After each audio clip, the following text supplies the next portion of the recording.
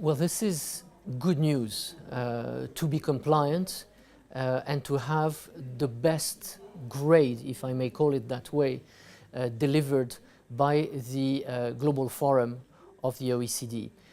It is a crowning, I could say, the crowning of efforts which started about 10 years ago when we were still considered non-compliant and non-cooperative by the OECD, and a lot of efforts have been made in the meantime, and I will say a few words about this road which again we traveled in a fairly short time span, although when you travel it yourself it looks harder and it looks more time consuming. But in 2009 what happened, and that was really the starting point, His Serene Highness Prince Albert II asked his government to become compliant with the best standards in place when it comes to exchanging tax information across countries and tax administrations. And to do that, my predecessors, and I wish to thank them and their teams for everything they did before I took over about 5 years ago, what they did to get started was to sign 12 bilateral agreements with various countries in Europe and around the globe, which helped us get out of those discriminatory lists from the OECD and to start a new journey, a journey in two important phases. Phase one has to do with, is your internal legislation compliant with the requirements of the OECD? And phase two of the examination is more or less, now that you cooperate, now that you exchange information, do you do it in the best possible way, in, again, a manner which is being deemed compliant by the OECD in terms of how you reply when you get the information, when you would get the request, how swiftly do you send the information that was requested, in other words, how cooperative you are in that framework. Phase one lasted about 2 years, 2010, 2001, and our internal legislation was deemed compliant. But then it came to phase two, and it was an even harder journey, which basically ended, well, it never ends, but somewhat ended with the grade we got last month. Let me say maybe a few words about this system that the OECD uses. 1 is the best grade, 4 is the worst, and 1 is compliant, 2 is partially compliant. That's what we were up to very recently and since 2013, so was not too bad to have the second best grade. 3 is what the OECD call partially compliant, and 4 is non-compliant. And getting a 1 is extremely hard because you need to have the best grade in 9 out of 10 criteria. And those criteria which the OECD chooses and applies, they evolve, they change over time. And so the next challenge for us now will be to keep remaining compliant with the standards, whichever they are, whichever way they evolve or are modified by the OECD. But what I think is most important for residents and investors today who live in the Principality or may consider basing part of their activity in Monaco is that we are now being seen as best in class. And no one can now tell them or tell us that we're missing on something, that we're not doing the right thing, that they have chosen to live in Monaco not only because it's safe and sunny, but because we don't comply with the best international standards, that they have something to hide, that we have something to hide. this is not the case any longer. We are being seen as fully compliant, and people who trust us, people who choose to live here, work from here, invest here, can rest assured that we have not traveled this long journey for nothing.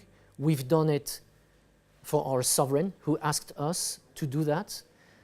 We've done it for the Monégasque and the Monégasque administration, but we've done it also for the entire population, because our country deserves to be seen internationally for what it is truly today, and not in ways that were not as favorable or didn't have anything to do with the reality of Monaco today.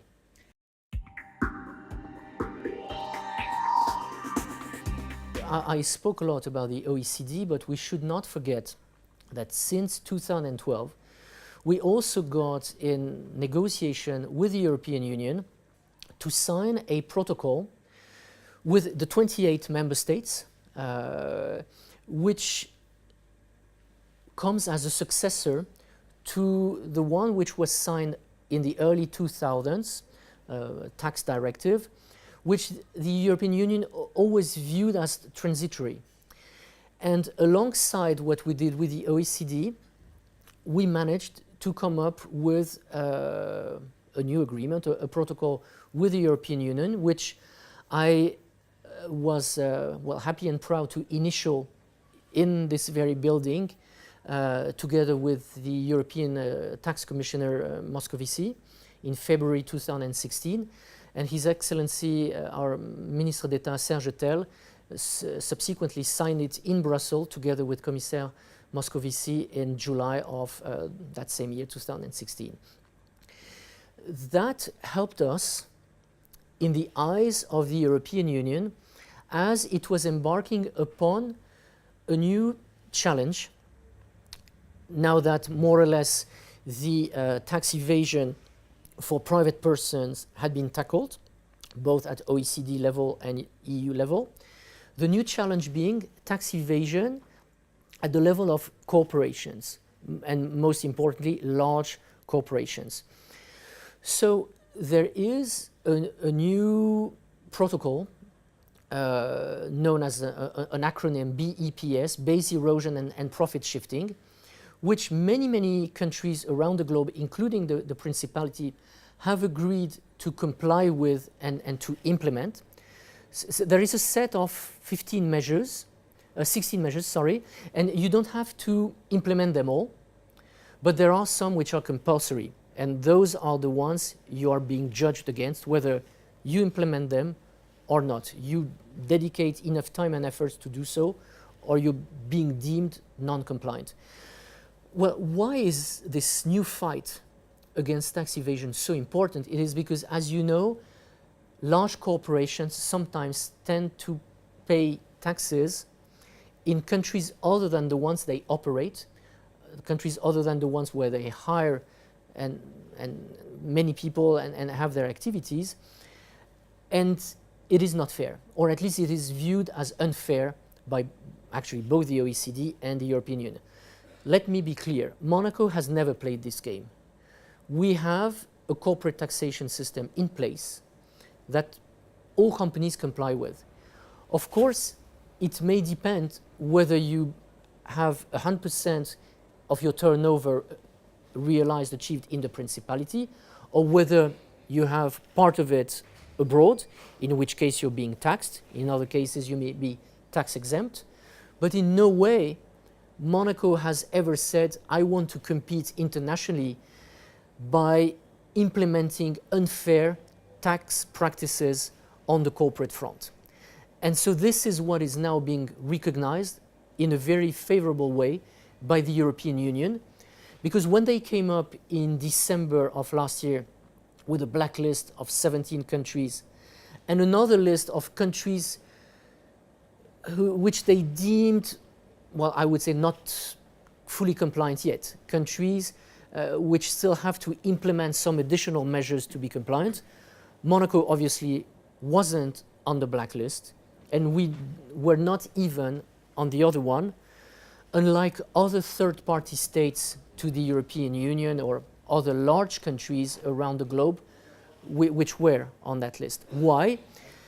Because we comply with the three main criteria used by the European Union in that respect. Fair corporate taxation, transparency, but that transparency comes from the fact that they now know us because of that protocol we signed in 2016. So they trust us and they know we stick by our word. And then the third one is obviously that we have decided to implement the compulsory BEPS measures, and that they, at EU level, decided that, again, we had kept our promise. So both on the, I would say, individual taxation side and the fight against tax evasion for private persons, and for the fight against tax evasion for corporations, or that erosion of taxable profits, international bodies, widely recognized international bodies such as the OECD and the European Union, now view the Principality as fully compliant. And that is indeed a testimony to everything that was done. But as you know, the rules of the game keep changing, and now we probably are going to talk about the new challenge ahead. We will try our best to continue to stay compliant, to be among the best in class as we are now today.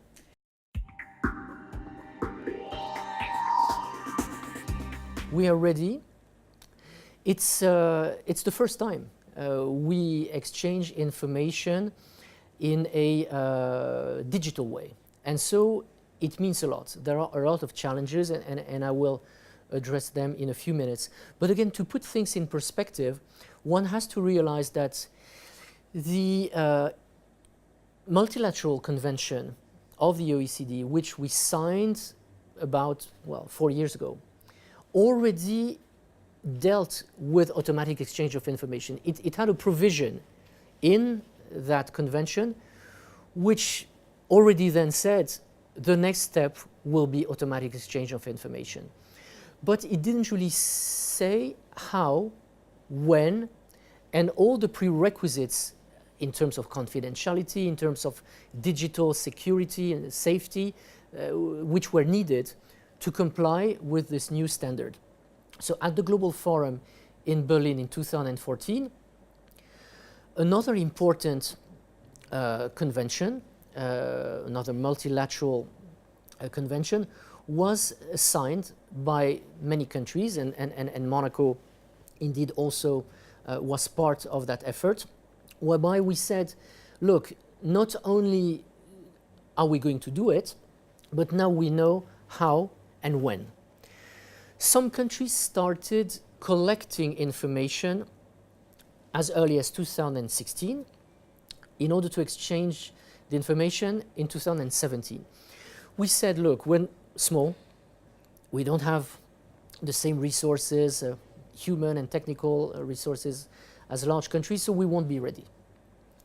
But we were not the only ones. There were dozens of other countries who choose to start collecting information. So financial institutions collected that information on behalf of the tax authorities in 2017, and we will start to exchange that information with foreign tax authorities in 2018. Let me maybe also remind you of two important things. The first one is automatic exchange of information only concerns non-residents. And so that is a very strong point which I wish to reiterate, because taking residence in Monaco has never been more advantageous.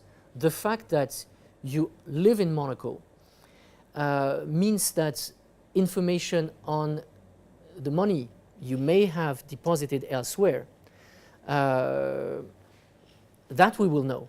But we will certainly not give any information on the money you have in Monaco if you reside in Monaco. The idea is we don't want to help people who are not compliant with their home tax authorities, who may have money in Monaco banks, on Monaco accounts, but don't live in Monaco. So living in Monaco and having your money managed and deposited in Monaco has lots of advantages today, because we have very competent people here. They do a great job, and they certainly can do that. I said a minute ago that we will know, if you live in Monaco, about the money you don't have in Monaco. Well, let me also be quite clear. We intend to do nothing with that information. We will use it in very specific cases, only in the context of corporate taxation, if there are some monies relating to corporate taxation, but that links into what I just said about the BEPS. But our tax authorities are not interested to know about that money which is deposited elsewhere. Again, the only thing that I wish to emphasize is that if people feel confident that they can have it invested in Monaco or managed in Monaco, they can do so for the reasons I already outlined. So we're now at the crossroads. Banks collected information. Our local cybersecurity agency, AMSN, Agence Monégasque de Sécurité Numérique, has decided we were fully compliant with their own best standards. I forgot to say that we already had been deemed compliant on those aspects by the OECD as early as 2016. So they knew we were ready to embark in this new journey, automatic exchange of information. They came to see us the same way they had come to see us years before, to assess us phase 1, phase 2. And they didn't have anything to say other than a few side remarks. So it was another sign of pride and satisfaction that our home cybersecurity agency also said, yes, the way you collect information, the way you will transfer information is fully compliant with our best practices. And since the 19th of February, banks can start sending that information onto our fully cyber secure system. They have until June 30th to do so, and we will have up to September 30th to start exchanging and to start receiving information with third parties, with tax authorities of foreign countries. So this is it. Again, I don't know what the next 5 or 10 years will mean. There certainly will be improvements, new standards, additional requirements, but I think we've shown, the Principality has shown that it was able to comply with those requirements whenever they change, wherever we tackle them, and I'm certain we'll continue to do so in the future.